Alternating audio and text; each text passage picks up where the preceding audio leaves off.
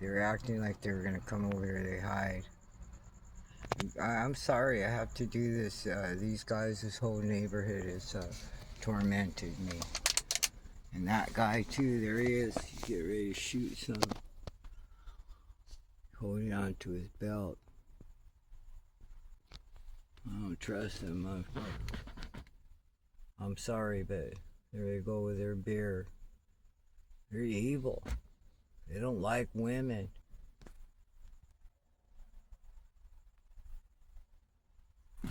Bye. His other friends is sitting right there still. The other one. He's homeless. And, he sneaks around here when I'm asleep, rides around, scratches up my car, looks in my windows. He's a thief. That's what he does. The other guy that I caught on video, his face and his keys and all that in his hand that you saw, watch it. You'll see it. He works because he does gardening, and that's how a lot of them are able to make it, because I'll tell you why. Because gardeners, you cannot, when you own your own house and you live in that house and you own it, you don't rent it, you live in it. It doesn't matter what you fix in there, you can't write hardly anything off. But when you rent a place, you can claim gardening fees and stuff like that, roof and anything you fix, any part you buy, any supplies you buy for that, water heater, anything, that's all write-offs. But you can't write it off if you live in it, and that's a proven fact. So renters, that's why a lot of landlords are rich, because they get a lot of write-offs, but a lot of them don't get write-offs because they don't do anything. And if they're doing a lot of write-offs, they need to audit them. Not just their paperwork, they need to go in a unit and audit it. Or ask the tenants, hey, can I just peek, did they do this or that? You're not auditing. That's real auditing. You're auditing one side, a person's side that can write out any paperwork you can, but when you're fixing a landlord, he needs to be audited more. And how they do that, see, I worked in property management. It taught me how to analyze things. All you have to do is look at the reserves and look how old the building is. And just, okay, when was the last time so we don't have a reserve, so how are we going to do that? Well, first you can start with the roofs. When were the roofs done? I don't know. I bought it 20 years ago. Okay, so you bought it 20 years ago. You need to do a new roof now. Do you have the reserves for it? You're charging these people an arm and a leg. That's what a reserve is. You have to have a reserve. A reserve is for, that's the first thing I learned in property management is reserves. How are these people doing this? How are they fixing it? They're adjacent. Like this is adjacent. 2 units, 2 doors like this is adjacent. Okay? The way you see 2 doors together, like that's adjacent. So when you own a place, if you're adjacent and you have plumbing problems, we have to send a plumber. We'd have to send a plumber that had a camera to determine which unit it was coming from. And then we would bill it, the association would pay for it, but then, you're under contract to know your responsibility, and that, that's the way it works. Gutters, if the association, they have to save for that. That's done every year. You should do that every year. Really every 6 months, go up there and look, but fair and square, the rainy season comes, so you got to make sure all the leaves and all the dirt and all the debris out up there. That's all it is just blowing it out and cleaning it out. They don't wipe it clean and clean it real well. They just blow it out. That's done once a year.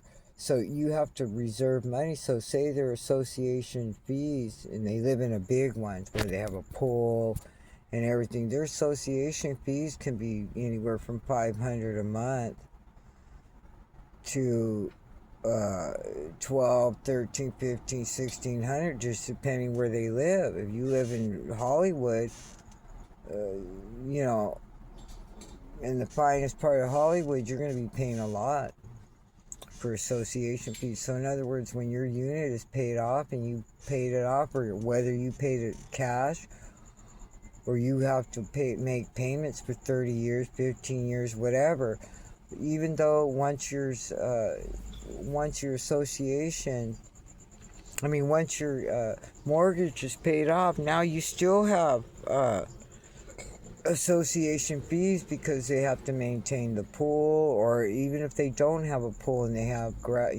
walkways. So it's common area. It's called the common areas that are not attached to the home. If they need to fix streets, because when you go in there, they have streets. If you have 375 units, you got streets you're going down, and each address has a street number and an address, just like a regular house. So, it's very detailed, and it's called a reserve. So, in other words, if they collect $500 a month from each unit times 375 units, that's how much they're making a month.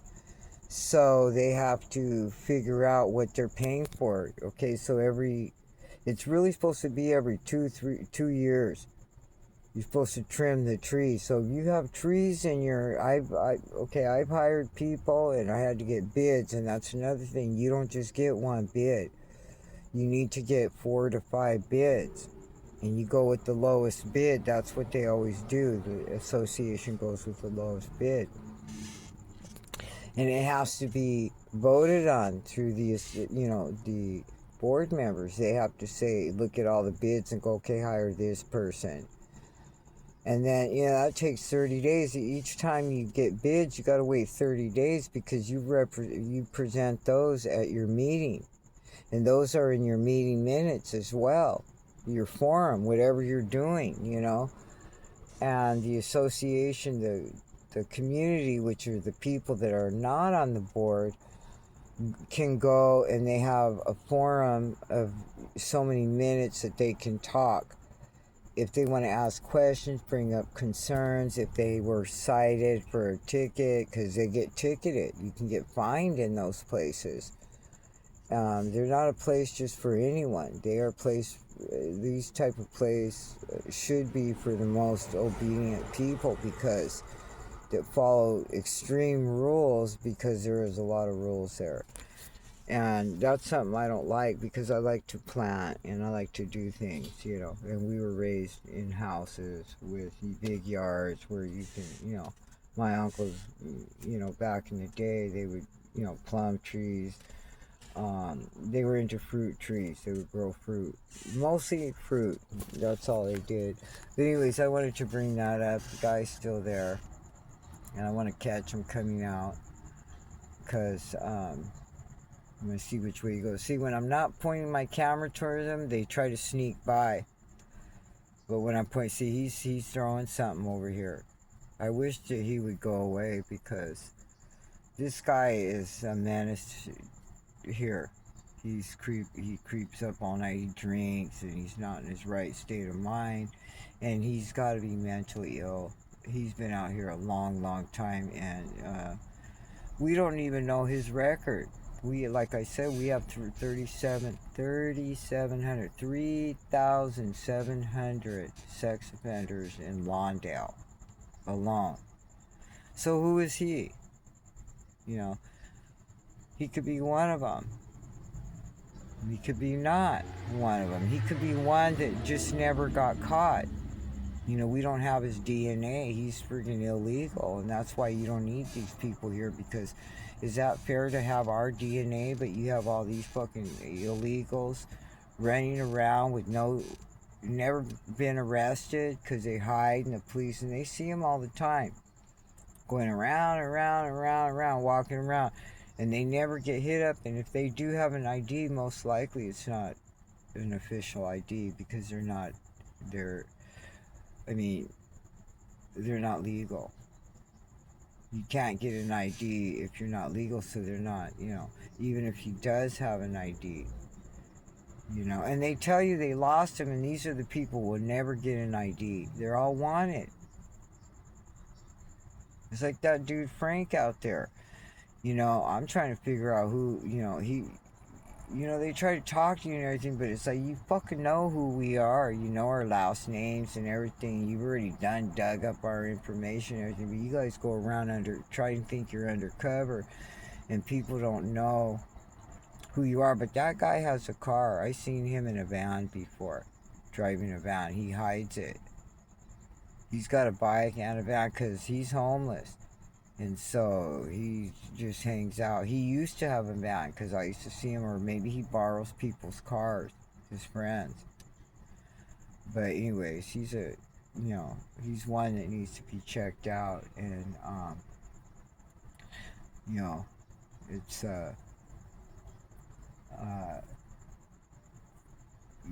it's not being harassment or anything, but you see him around all the time. You're like, hey. And then, like I said, he's coming out of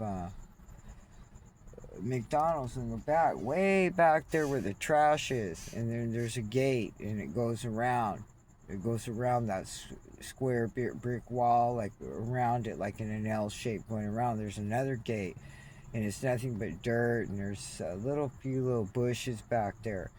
But he goes back there quite often, and the day I seen him today, come out 2-3 times from in there.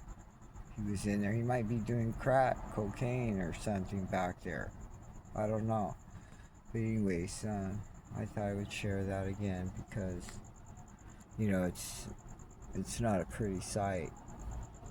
And especially after what they've done, all the things that they've done, and to harass me. And they know I've been filming them, and I don't care. I have to, something happens to me, all these dudes, and they'll tell you that, oh no, I don't do this, I don't do that. They're fucking liars. They're liars. And you see, I caught that one guy up on my car going by it, and I got his face right there. I was walking right behind him, the one that lives down the street. So anyways, alright, just showing you they're always out, they don't go away. And he's waiting for the opportunity for me to put my phone down. Alright.